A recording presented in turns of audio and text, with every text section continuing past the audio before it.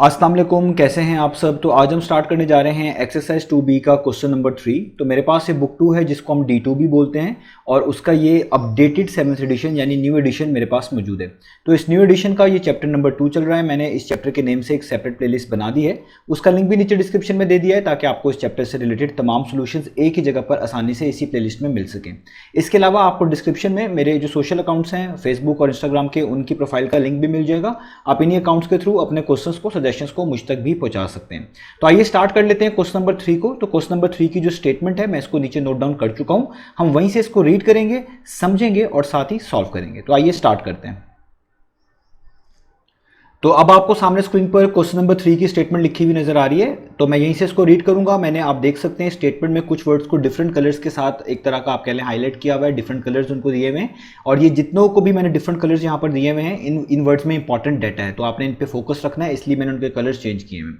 तो स्टार्ट करते हैं क्वेश्चन को रीड करना। तो यहाँ पे लिखा हुआ है 35 workers are employed to complete a construction project in 16 days. तो 35 वर्कर्स जो है कहीं पे लगाए गए हैं, एम्प्लॉय किए गए हैं, क्या करने के लिए? किसी कंस्ट्रक्शन प्रोजेक्ट को कंप्लीट करने के लिए। कितने दिनों में? 16 डेज में। यानी आपको स्टार्ट वाले स्टेटमेंट में बता दिया कि कहीं पे कोई कंस्ट्रक्शन का काम चल रहा है, कंस्ट्रक्शन प्रोजेक्ट है, और उस कंस्ट्रक्शन के काम को करने के लिए 35 वर्कर्स लगे हुए हैं, एम्प्लॉयड हैं उसको कंप्लीट करने के लिए, और उनके पास जो टाइम है वो 16 डेज का है। यानी 35 वर्कर्स ने कंस्ट्रक्शन प्रोजेक्ट को खत्म करना है 16 डेज के अंदर। तो ये इस स्टेटमेंट में बताया गया। और ये स्टार्ट भी क्लियर हो जाना चाहिए। यहाँ पे दो चीजों की बात हो रही है, वर्कर्स और डेज। मैंने उन दोनों को ग्रीन कलर से हाईलाइट भी किया हुआ है, बोल्ड भी किया हुआ है। अब आगे पढ़ते हैं। तो आगे लिखा हुआ है before the project starts the boss of the company is told that he needs to complete the project in 14 days.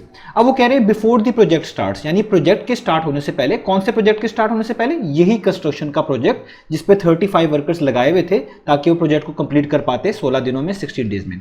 तो इस प्रोजेक्ट के स्टार्ट होने से पहले जो कंपनी का बॉस है उसको कहा गया है, उसको बताया गया है कि आपने इस प्रोजेक्ट को 14 डेज में खत्म करना है, यानी दिन कम कर दिए गए हैं। पहले ये प्रोजेक्ट 16 डेज में खत्म होना था 35 वर्कर के साथ। अब जिसके ये वर्कर्स लगे हुए हैं, जो बॉस है, उसको कहा गया है कि आपने इस प्रोजेक्ट को हमें 14 डेज के अंदर, 14 दिनों के अंदर खत्म करके देना है। 14 डेज में ये प्रोजेक्ट खत्म हो जाना चाहिए।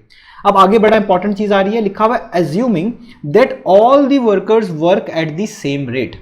एज्यूमिंग का मतलब होता है फर्ज कर लेना। वो कह रहे हैं अगर फर्ज कर लेते हैं कि जितने भी वर्कर्स हैं जो कि इस कंस्ट्रक्शन प्रोजेक्ट के ऊपर काम कर रहे हैं वो सेम रेट पे काम करते हैं। सेम रेट पे काम करने का मतलब है उनकी वर्क एफिशिएंसी एक जैसी है। वो सारे वर्कर्स जब एक दिन में इस प्रोजेक्ट के ऊपर काम कर रहे होते हैं तो एक जैसा काम कर रहे होते हैं, उनका आउटपुट एक जैसा है।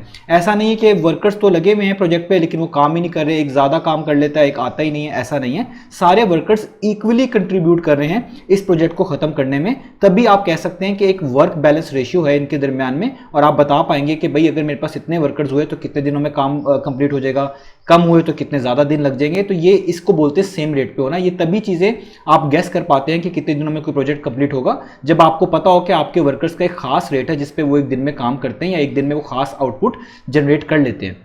तो जितने भी वर्कर्स हैं वो सारे सेम रेट पे काम कर रहे हैं, उनकी वर्क एफिशिएंसी एक जैसी है, उनकी जो आउटपुट रहता है, जो रिजल्ट रहता है एक दिन का या किसी खास टाइम के अंदर, वो एक जैसा है। तो आगे लिखा हुआ है हाउ मेनी मोर वर्कर्स। अब ये भी बड़ा इंपॉर्टेंट जो है सेंटेंस है, ये आपको एट द एंड जब हम सोल्यूशन करेंगे वहां पे पता चलेगा। वो कह रहे हैं कितने ज्यादा वर्कर्स चाहिए होंगे। हाउ मेनी का मतलब है कितने ज्यादा, या आप कह लें कितने और, ये और भी बेहतर रहेगा कि कितने और वर्कर्स चाहिए होंगे। कितने और से क्यों कह रहे हैं? क्योंकि स्टार्ट में कहा गया था कि 35 वर्कर्स लगे हुए हैं, यानी अब आपको वर्कर्स ज्यादा चाहिए क्योंकि कम दिनों में आपने प्रोजेक्ट को खत्म करना है। तो इसलिए वो कह रहे हैं कितने ज्यादा वर्कर्स चाहिए होंगे। डज ही नीड का मतलब उस बॉस को कितने और वर्कर्स चाहिए to employ in order to complete the project on time, जो कि वो एम्प्लॉय करेगा इस प्रोजेक्ट के ऊपर ताकि ये जो प्रोजेक्ट है कंस्ट्रक्शन का वो टाइम से खत्म हो सके। तो आपको सारा क्वेश्चन समझ आ गया होगा कि 35 वर्कर्स स्टार्ट में लगाए गए थे किसी कंस्ट्रक्शन प्रोजेक्ट को खत्म करने के लिए 16 दिनों में। लेकिन इससे पहले कि प्रोजेक्ट स्टार्ट होता कि उस कंपनी के बॉस को कहा गया कि आपने इस प्रोजेक्ट को 16 डेज में नहीं बल्कि 14 डेज में कंप्लीट करके दिखाना है। और हमें ये कह दिया गया कि सारे वर्कर्स जो है, ये हमने खुद से मान लेना है, फर्ज कर लेना है, अज्यूम कर लेना है कि सारे वर्कर्स का जो काम है ना, उनका जो रेट है, उनकी जो वर्क एफिशिएंसी है वो एक जैसी है, वो एक जैसी कंट्रीब्यूशन कर रहे हैं इस प्रोजेक्ट को खत्म करने के लिए। तो हमने ये बताना है कि कितने और वर्कर्स चाहिए होंगे, 35 से कितने और वर्कर्स, कितने ज्यादा वर्कर्स चाहिए होंगे इस बार ताकि प्रोजेक्ट आपका कंप्लीट हो जाए ऑन टाइम के ऊपर, यानी वक्त के ऊपर। वक्त का मतलब गिवन डेज के अंदर। कितने गिवन डेज के अंदर?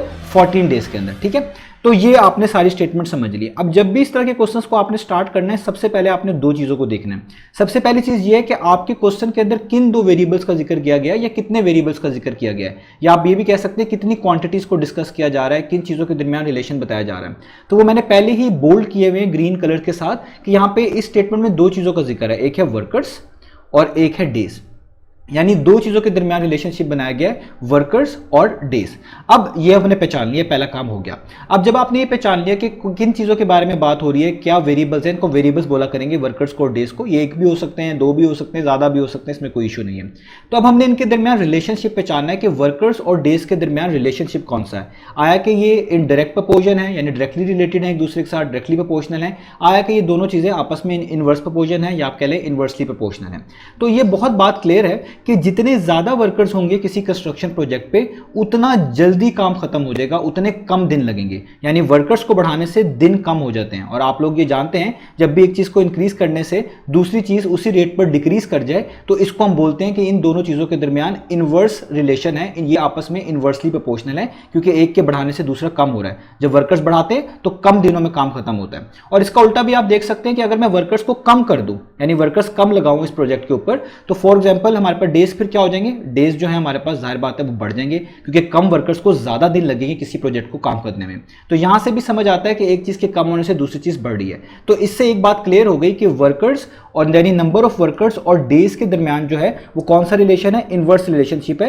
यानी आप कह सकते हैं ये दोनों क्वांटिटीज वर्कर्स और नंबर ऑफ डेज आपस में इनवर्सली प्रोपोर्शनल है। तो आपने सबसे पहले इसी चीज को यहां पर मेंशन करना है। तो मैं यहां पर मेंशन कर देता हूं कि the number of days, the number of days is inversely proportional, is inversely proportional, is inversely proportional to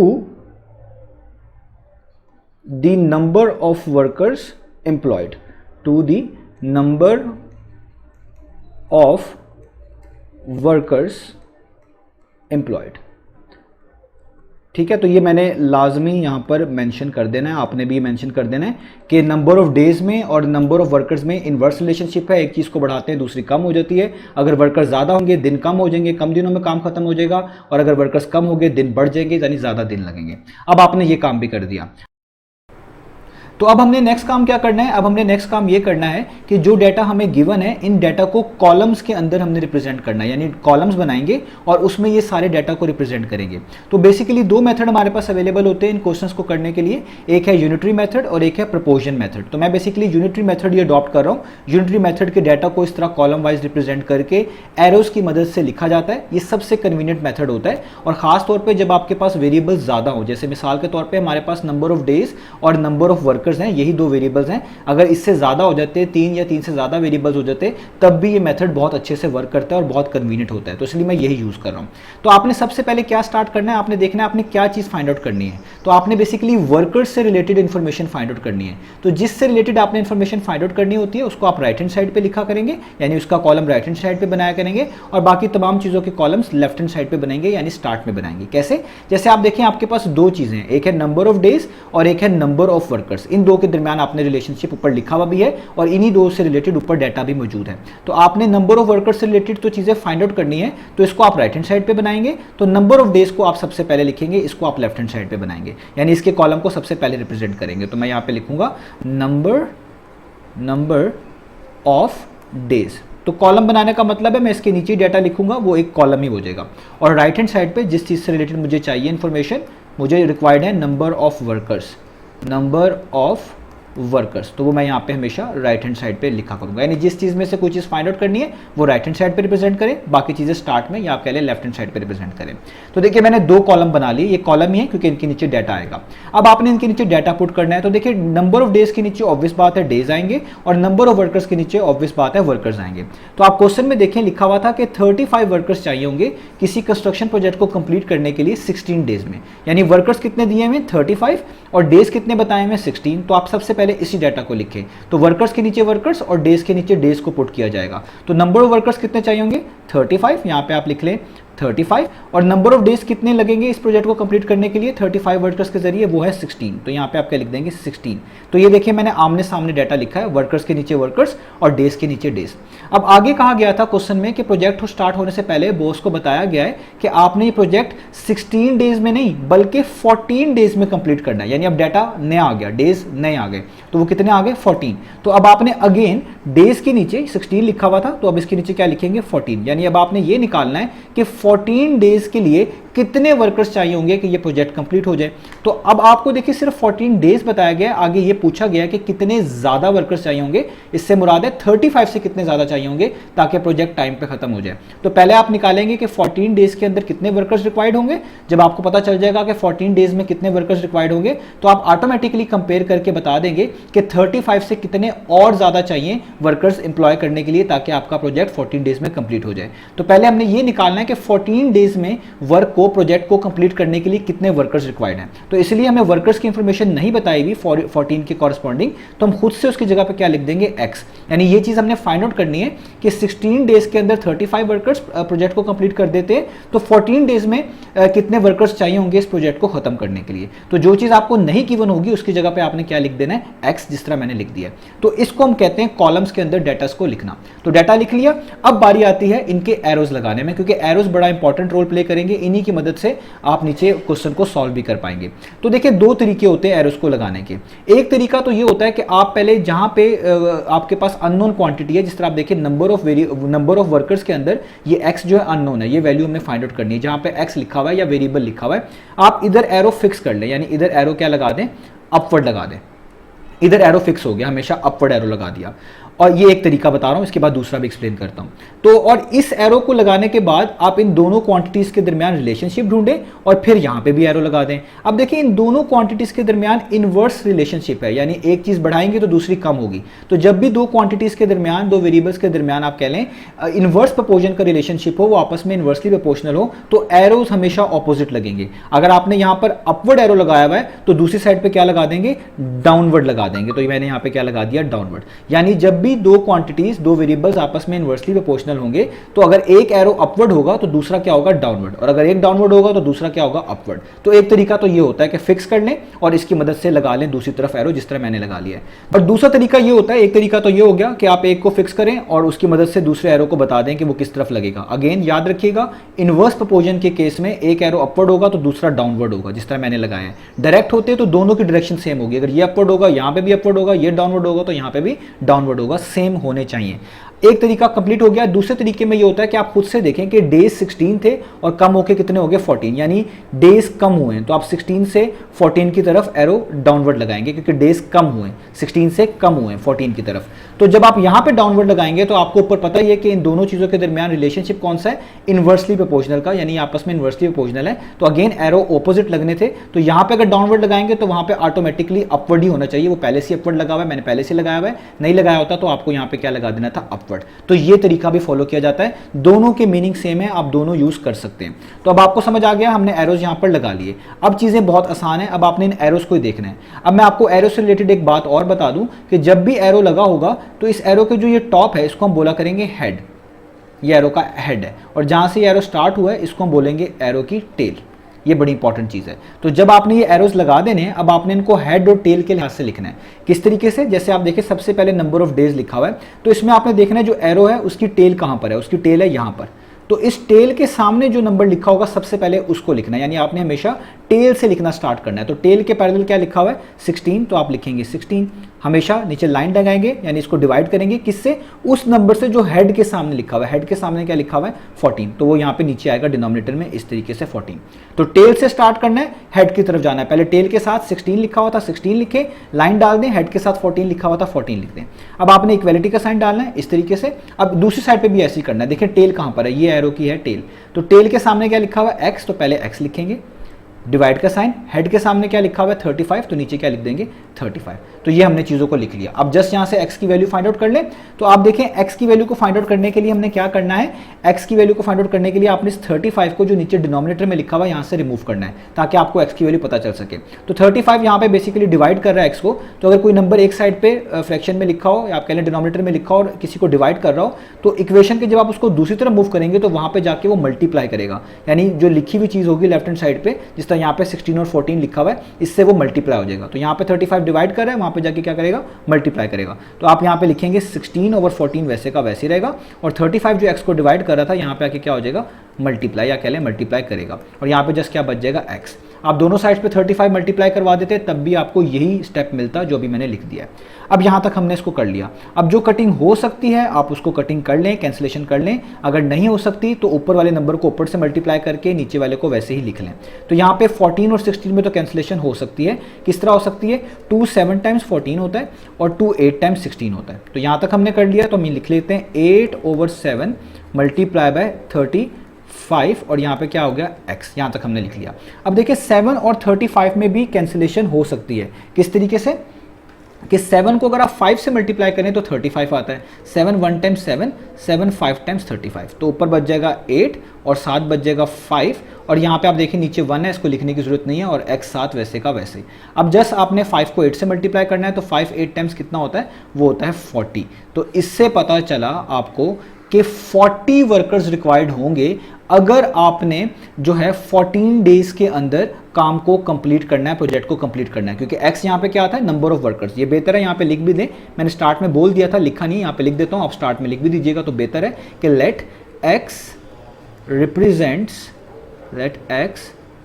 represents the number of workers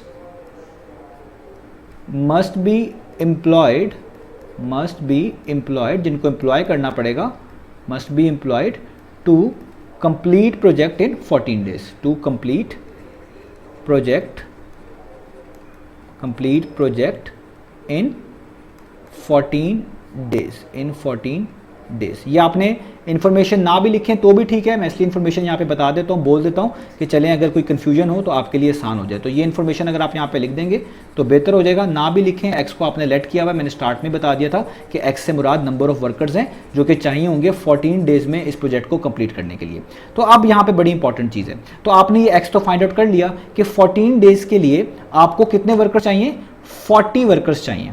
तो अब सवाल ये नहीं था कि आपको 14 डेज के लिए कितने वर्कर चाहिए। अगर आप सवाल में देखें तो यहाँ पे मैंने इस चीज़ को अंडरलाइन भी इसीलिए किया था, सवाल ये था कि हाउ मैनी, कितने और चाहिए, कितने ज़्यादा चाहिए, किससे ज़्यादा चाहिए, 35 से, क्योंकि क्वेश्चन के स्टार्ट में कहा गया था कि 35 वर्कर स्टार्ट में प्रोजेक्ट में लगाएंगे, और अब 35 से कितने ज़्यादा चाहिए कि प्रोजेक्ट 14 डेज में ख़त्म हो जाए। तो अभी जो आपने आंसर निकाला है ये जस्ट ये निकाला है कि 14 डेज में अगर काम खत्म करना हो तो टोटल वर्कर्स कितने चाहिए, जो कि 40 चाहिए। लेकिन हमें ये बताना है कि 35 वर्कर्स से और ज़्यादा कितने चाहिए कि प्रोजेक्ट जो है 14 डेज में ख़त्म हो जाए। तो इसका मतलब है 14 डेज के लिए 40 वर्कर्स चाहिए। तो जो नंबर ऑफ वर्कर्स रिक्वायर्ड है, या आप यहाँ पे लिखूंगा मैं इसको, number of more workers required, यानी 35 से कितने ज़्यादा रिक्वायर्ड है, ये क्वेश्चन में पूछा गया है। तो वो किस तरह निकालेंगे, टोटल वर्कर्स में से प्रीवियस वर्कर्स को माइनस कर देंगे। टोटल वर्कर्स कितने चाहिए 14 डेज को काम खत्म करने के लिए, 40। तो पहले लिखेंगे 40, इसमें से माइनस कर देंगे पहले से एम्प्लॉयड कितने, कुछ तो पहले से ही है ना, 35 तो एम्प्लॉयड थे ही, इससे ऊपर चाहिए ना, तो 35 तो पहले से ही है। तो 40 में से क्या माइनस कर देंगे, 35। तो 40 में से 35 माइनस करेंगे, कितने आएंगे, 5, यानी 5 वर्कर्स और चाहिए होंगे अगर आप चाहते हैं इसी सेम प्रोजेक्ट को 14 डेज में खत्म कर दें।